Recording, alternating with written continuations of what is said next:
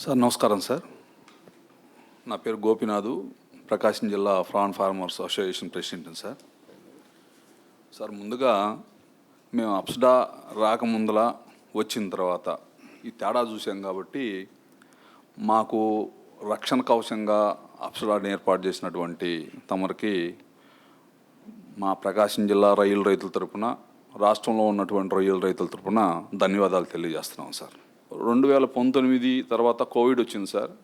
Covid అప్సడా రాకముందల మీరు చాలా drive చేశారు సార్.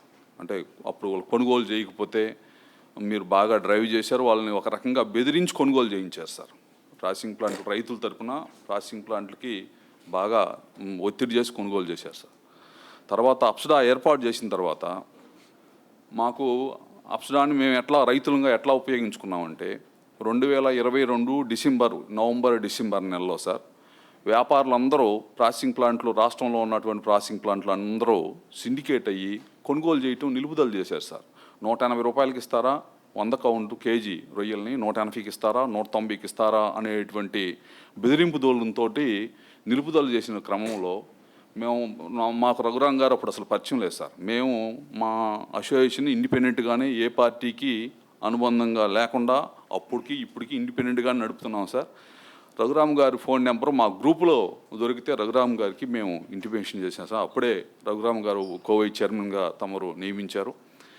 విషయం చెప్తే మీరు రైతులందరూ ఒక మీటింగ్ ఏర్పాటు చేయండి, నేను వస్తాను, ప్రాసెసింగ్ ప్లాంట్ల వాళ్ళందరినీ నేను అక్కడికి పిలిపిస్తానని చెప్పేసి చెప్పారు సార్.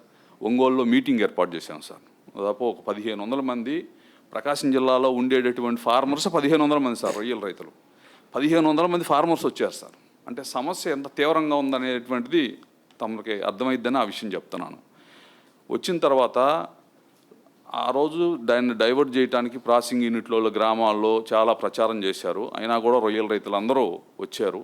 ఆ మీటింగ్లో రఘురామ్ గారు మీ మాటగా కొనుగోలు చేయాల్సిందే, అది కూడా 220 రూపాయలకు తక్కువగా కొనుగోలు చేస్తే అప్సడా చట్టాన్ని ఉపయోగించి మేము కఠిన చర్యలు తీసుకుంటామని చెప్పేసి చెప్పారు సార్. అయితే అప్సడా చట్టంలో మాకు ఆ రక్షణ కవచం ఉందని అప్పుడు దాకా మాకు తెలియదు సార్. ఆ మీటింగ్లో రఘురామ్ గారు చెప్పారు. ఆ తర్వాత మేము అప్సడా ఏర్పాటు చేసినటువంటి కమిటీ సమావేశాలన్నిటికీ మేము హాజరవుతూ ఉన్నాం. అది ఆ రోజు శుభ్రంగా అమ్ముకున్నాం సార్. మేము అమ్ముకున్నాము, మా పక్కన ఉండేటువంటి నెల్లూరు వాళ్ళు అమ్ముకున్నారు, ఇటు పక్కన ఉన్నటువంటి బాపట్ల వాళ్ళు కూడా అమ్ముకున్నారు. నాసిరకం సీడ్ వల్ల మేము నష్టపోయాం సార్. యాచరీస్కి నష్టపోయాం. యాచరీస్ ఇచ్చినటువంటి నాసిరకం సీడ్ ప్రధానంగా మా దగ్గర టైగర్ ఫ్రాను ఎక్కువ సాగు చేస్తారు సార్. దానికి సంబంధించి కూడా ఆ రోజు అప్సడా దృష్టికి మేము తీసుకొని రావడంతో గుజరాత్ నుంచి వాళ్ళు ఎప్పుడు వచ్చేవాళ్ళు కాదు సార్. మాకు సెంట్రల్ గవర్నమెంట్లో వాళ్ళతో పరిచయం ఉంది, వీళ్ళతో పరిచయం ఉందని చెప్పేసి బెదరగొట్టి వచ్చేవాళ్ళు కాదు సార్. రఘురామ్ గారు ఆ రోజు మన ప్రిన్సిపల్ సెక్రటరీగా ఉన్నటువంటి పూనం మాలకొండయ్య గారు చొరవ తీసుకొని మీరు రాకపోతే సీఎం గారి దృష్టికి తీసుకొని పోతాం, సీఎం గారు రైతుల కోసం ఎలాంటి చర్యలు తీసుకుంటారో మీరు ఊహించుకోండి అని చెప్పిన తర్వాత వాళ్ళు వచ్చారు సార్.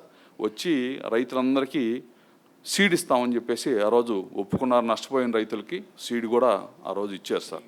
అది మాకు ఆ విధంగా కూడా అప్సడా రక్షణ కవచంగా ఉపయోగపడింది సార్.